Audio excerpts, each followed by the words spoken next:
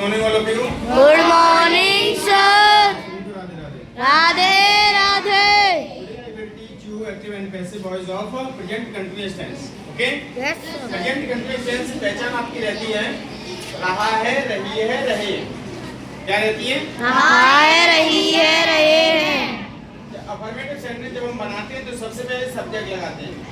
Subject के बाद ईजेएमआर लगाते हैं। सब्जेक्ट अगर एक वचन होगा तो इज लगाएंगे, आई होगा तो एम लगाएंगे, बहुवचन होगा तो आर लगाएंगे। उसके बाद वर्ब की फर्स्ट फॉर्म में आईएनजी लगाते हैं। उसके बाद लास्ट में लगाते हैं ऑब्जेक्ट। ऑब्जेक्ट का फुल स्टॉप का ध्यान रखेंगे, ठीक है? Yes sir. जब इसका पैसे बनाएंगे तो सबसे पहले हमारा ऑब्जेक्ट जो होता है वो यहाँ पे सब्जेक्ट बन जाता है। तो यहाँ पे लिखते हैं ऑब्जेक्ट ये ऑब्जेक्ट हमने लिखा। उसके बाद यहाँ पे ईजेएमआर का यूज किया, ठीक है?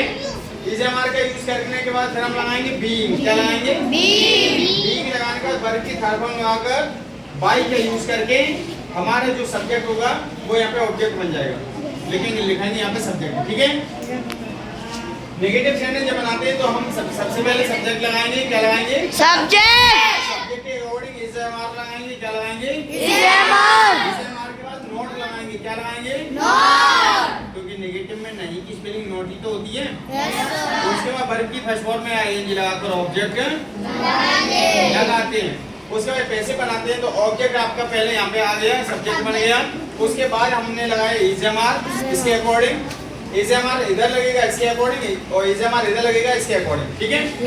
उसके बाद नोट लगाकर हम बीइंग का यूज करेंगे और बीइंग का यूज करने का वर्ब की थर्ड फॉर्म का यूज करके बाई का यूज करेंगे। उसके बाद सब्जेक्ट लगाएंगे, ठीक है?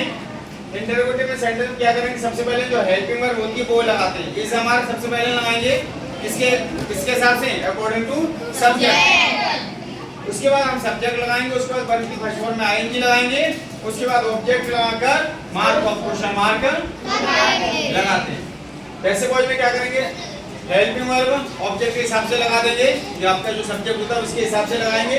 तो ईजेएमआर लगाया, उसके बाद ऑब्जेक्ट लगाया, उसके बाद बीइंग का यूज करके वर्ब की थर्ड फॉर्म लगाई, वर्ब की थर्ड फॉर्म लगाकर बाई का यूज करके सब्जेक्ट लगाया, उसके बाद क्वेश्चन मार्क।